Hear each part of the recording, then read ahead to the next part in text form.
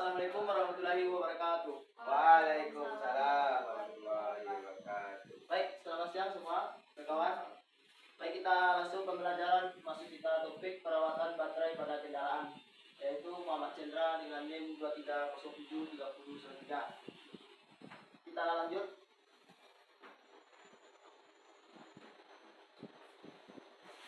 Tujuan pembelajaran yang pertama, melakukan perawatan atau memeriksa visual, pembersihan, pengisian hidrolik, elektrolit, dan pengukuran tegangan.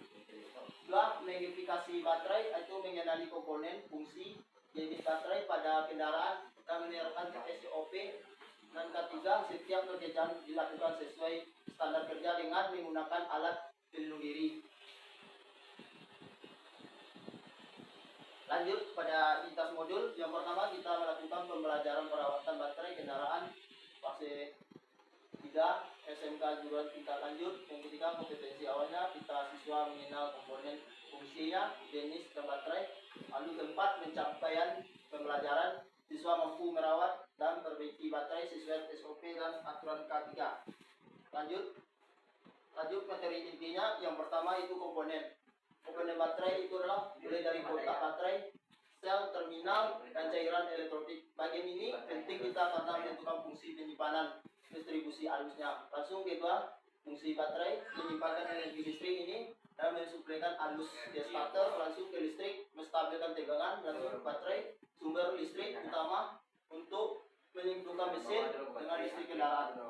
Jenis baterai ini ada dua. Pertama, aki konvensional, perlu disembilang, elektrolik dan kering. Minimalnya perawatan elektrik dan gelombang helium, teknologi modern lebih awet, praktis. Komponen baterai yang pertama itu adalah dari bagian bentuk gambarnya udah nampak, lihat, bisa dilihat rekan-rekan gambarnya. Dari komponen baterai ini adalah elektrik. Baterai merupakan larut asam sulfat dengan air suling. Berat jenis elektrik ini baterai yang bila terisi penuh yaitu 1000,260 atau 1240 pada suhu elektrik adalah 20 derajat Celcius. Berat jenis elektrik ini baterai yang bila terisi penuh dapat berbeda-beda. Hal ini antara karena perbandingan campuran antara asam sulfat dengan air suling yang belum tentu sama dibandingkan. Itu dari komponen baterai utama. Lanjut.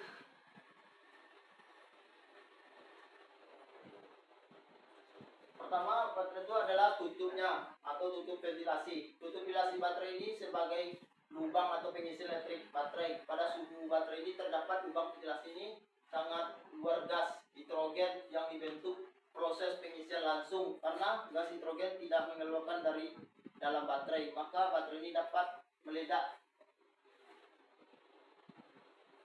Fungsi baterai ini utamanya adalah aki pada kendaraan sebagai sumber energi listrik yang vital, menghidupkan mesin, menjalankan sebagai listrik lain, yaitu menghidupkan mesin atau starter. Dua, menyerupai sistem pengapian.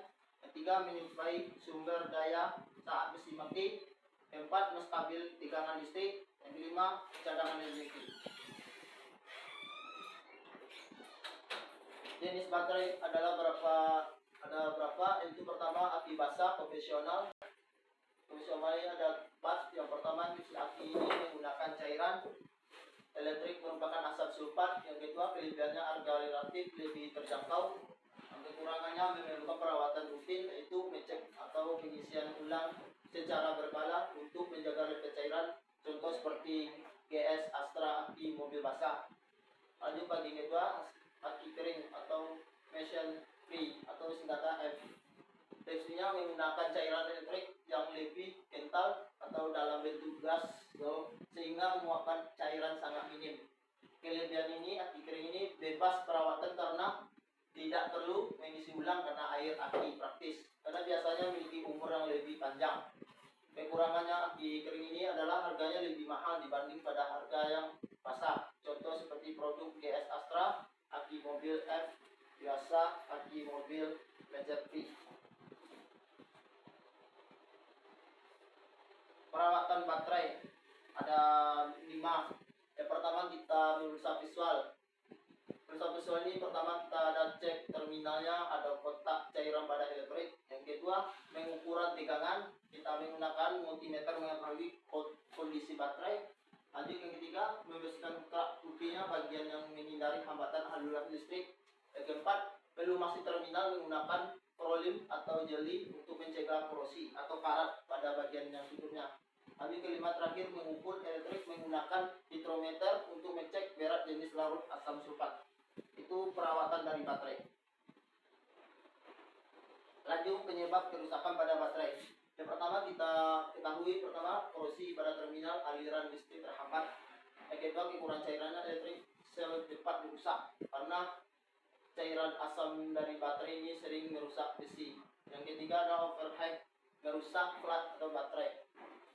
Yang keempat, usia tuanya, kita kapasitas daya baterai berkurang, maka memastikan umur baterai ini bisa jadi umurnya singkat. Kalau kita menjaga kebersihan pasti umurnya panjang.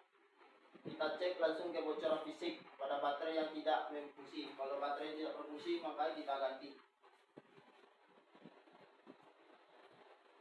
Lanjut kepada keselamatan kerja. Sebelum kita menggunakan keselamatan kerja, kita menggunakan APD, seperti sarung tangan, kacamata, pakaian, atau rompi.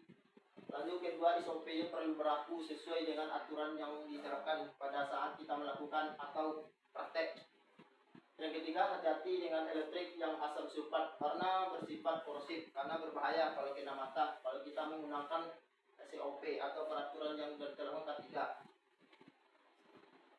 Lanjut pada asesmen pada reaksi. Asesmen reaksi ini pada observasi tertulis merujuk pada kerja atau pemahaman dasar.